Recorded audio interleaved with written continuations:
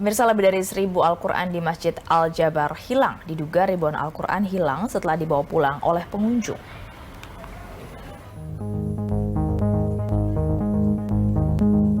Ribuan Al-Quran di Masjid Al-Jabar raib dibawa pulang pengunjung. Kejadian ini pertama kali diketahui saat petugas Dewan Kemakmuran Masjid Al-Jabar mendapati rak tempat Al-Quran kosong. Saat ini DKM Al-Jabar tengah menginventaris jumlah Al-Quran yang diduga dibawa pulang oleh pengunjung.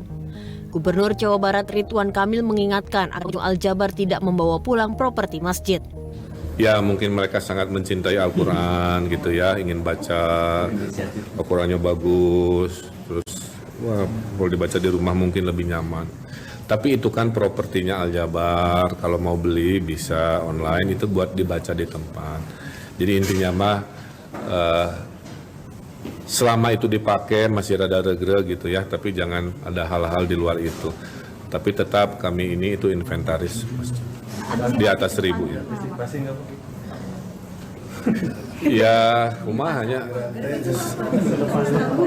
kan sudah diantisipasi dengan sablon bahwa ini tidak dibawa pulang properti milik Al-Jabar. Setelahnya ya tergantung keimanan dari nih. Media juga tolong apresiasi ya. Al-Jabar kan udah lebih keren tuh. Sejak saya tutup dulu, diperbaiki manajemennya, dibangun pasar PKL yang lebih proper. Sekarang kan bersih, nyampah nggak ada, butuh waktu. Semua itu butuh waktu. Ini juga sama. Selain himbauan lisan oleh Gubernur Jawa Barat, DKM Al-Jabar pun memasang papan pengumuman agar Al-Quran tidak dibawa pulang. Aib Supandi, Bandung, Jawa Barat. Pemirsa, pemerintah Provinsi Jawa Barat membentuk tim khusus untuk menginvestigasi dugaan penyimpangan di Pondok Pesantren Al Zaitun. Langkah tersebut diambil usai Pemprov Jabar menggelar rapat bersama MUI, tokoh agama hingga ormas Islam pada hari Senin kemarin.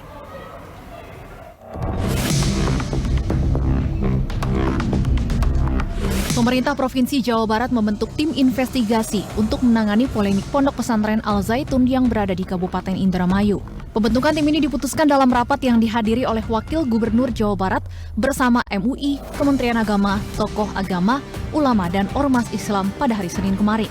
Tim akan bekerja selama 7 hari ke depan untuk memastikan apakah ada pelanggaran secara fikih syariah serta potensi pelanggaran administrasi. Itu sudah banyak hal yang memenuhi kriteria untuk dikatakan itu menyimpang. Seperti ya contoh nih, mengatakan bahwa Al-Quran itu karangan Muhammad gitu kan. Jadi artinya dia sudah meragukan otentisitas Al-Quran, otentisitas wahyu. Dalam kriteria aliran sesat yang ditetapkan oleh MUI, salah satunya itu adalah apabila orang atau kelompok ya meragukan otentisitas Al-Quran, itu sudah bisa dikategorikan sesat. Ya, kemudian umpamanya lagi contoh ya, zina. Ya katakan zina itu bisa ditebus, ya dosa zina itu bisa ditebus dengan membayar sejumlah uang. Itu dari mana? Padahal dalam pandangan Islam zina itu adalah kejahatan yang luar biasa. Menurut Gubernur Jawa Barat Ridwan Kamil, tim akan bekerja dengan mendatangi pesantren yang dipimpin Panji Gumilang ini. Kang Emil pun mengimbau pihak Al Zaitun untuk kooperatif selama tim investigasi bertugas. Adapun tim investigasi terdiri dari MUI Pusat dan MUI Jawa Barat, unsur pendidikan, kepolisian, kejaksaan, dan Kementerian Agama. Tim Liputan B-Universe. Untuk membahas lebih dalam terkait dengan kegaduhan Ponpes Al Zaitun, kita sudah terhubung dengan Pak Masduki Baidlawi, juru bicara Wakil Presiden. Pak Baidlawi, Assalamualaikum. Warahmatullahi wabarakatuh. Ya, Pak Baidlawi. Pak Baidlawi, ini Wakil Presiden Ma'ruf Amin sudah meminta Menko Polhukam dan juga Menteri Agama untuk menindaklanjuti kontroversi atau polemik ini. Bentuknya akan seperti apa? Apakah akan membentuk tim khusus atau seperti apa, Pak Baidlawi? Saya kira apa yang dilakukan oleh provinsi, ya pemerintah Provinsi Jawa Barat itu sudah sesuai dengan apa yang dikehendaki oleh Wakil Presiden. Dari awal sebenarnya Wakil Presiden kan meminta kepada Kementerian Agama dan kepada MUI untuk melakukan pendalaman. Pendalaman itu artinya ya investigasi itu sebenarnya. Dan cukup bagus saya kira karena investigasi yang akan dilakukan oleh tim yang dibentuk oleh Pemprov Jawa Barat itu pertama dia melibatkan multi pihak ya. Multi pihak itu baik MUI pusat, MUI daerah dan ormas-ormas serta tokoh masyarakat semuanya. Itu yang pertama. Lalu yang kedua saya kira juga yang namanya pendalaman investigasi itu cukup singkat menurut saya, yaitu waktunya seminggu. Dan itu dipahami kalau seminggu, kenapa? Karena pada dasarnya pendalaman terhadap pesantren Al-Zaitun dan dengan berbagai apa yang selama ini terjadi di Al-Zaitun itu sebenarnya sudah cukup banyak dilakukan oleh berbagai pihak. Bahkan Majelis Ulama Indonesia dari dulu sudah melakukan pendalaman yang cukup.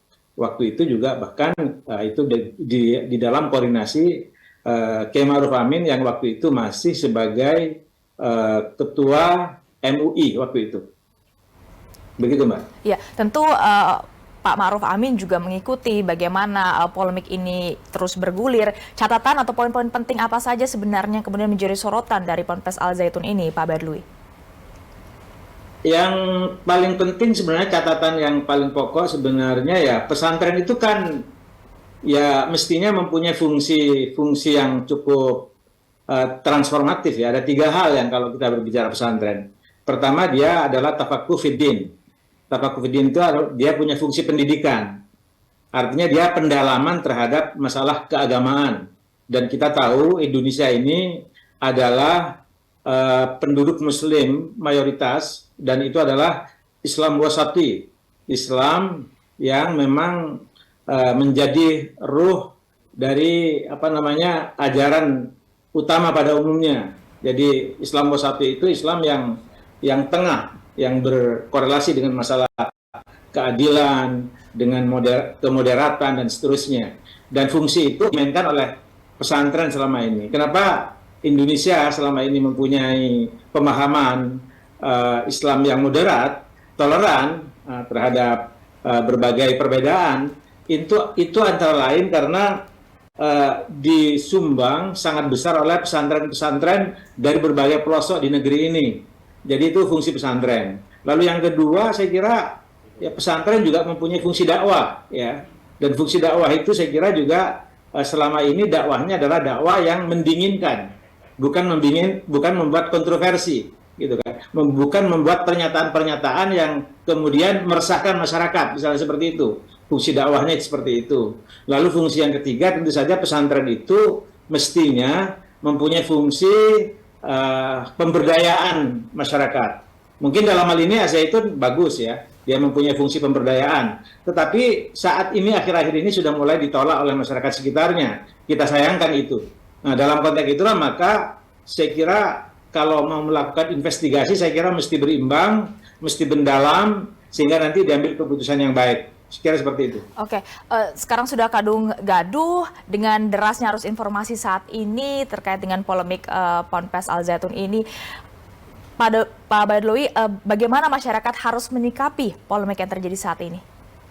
Saya kira pertama sikap masyarakat sudah cukup jelas ya. Misalnya pesantren organisasi seperti Persis yang punya basis kuat di Jawa Barat itu sudah meminta supaya jangan sampai putra-putri masyarakat di Jawa Barat masuk ke pesantren Al-Zaitun. Itu misalnya satu statement dari pesantren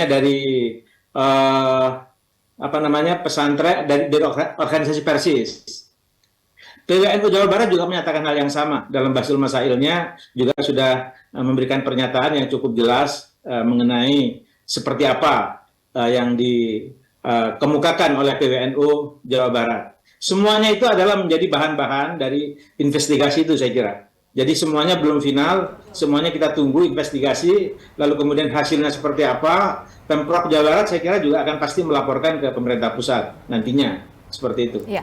Tim investigasi sudah dibentuk oleh Pemprov Jabar, juga Menko Polhukam dan Menak juga sudah diminta untuk ikut bergerak. Pendekatan seperti apa menurut Anda yang tepat untuk menangani polemik Ponpes Al Zaitun ini? Pertama, saya kira masyarakat mesti tenang ya, karena memang jangan sampai terjadi kegaduhan. Kalau terjadi kegaduhan, justru saya kira ada pihak-pihak yang menginginkan begitu. Jadi ada yang menginginkan umat Islam itu gaduh justru di saat akan memilih pemimpin nasional. Mesti ada pihak yang menginginkan itu. Maka itu jangan sampai terjadi begitu. Nah, dan seterusnya saya kira kalau tidak gaduh, semuanya tenang, tidak percaya terhadap hoax yang di media sosial dan seterusnya. Karena saya kira pimpinan Al-Zaitun banyak memberikan pernyataan-pernyataan di media sosial. Saya kira itu harus didalami seperti apa yang sebenarnya. Kalau kita mau melakukan investigasi, saya kira harus total duduk perkara sebenarnya seperti apa, dan kemudian diambil kesimpulan dan rekomendasi-rekomendasi. Dan kalau masyarakat tenang, saya kira itu yang diharapkan oleh pimpinan-pimpinan masyarakat dan pimpinan-pimpinan pemerintahan. Saya kira gitu, Pak. Dan kehati-hatian itu yang harus digarisbawahi ya Pak Badlowi? Oh iya, saya kira ya. Memang banyak hal yang mesti kita coba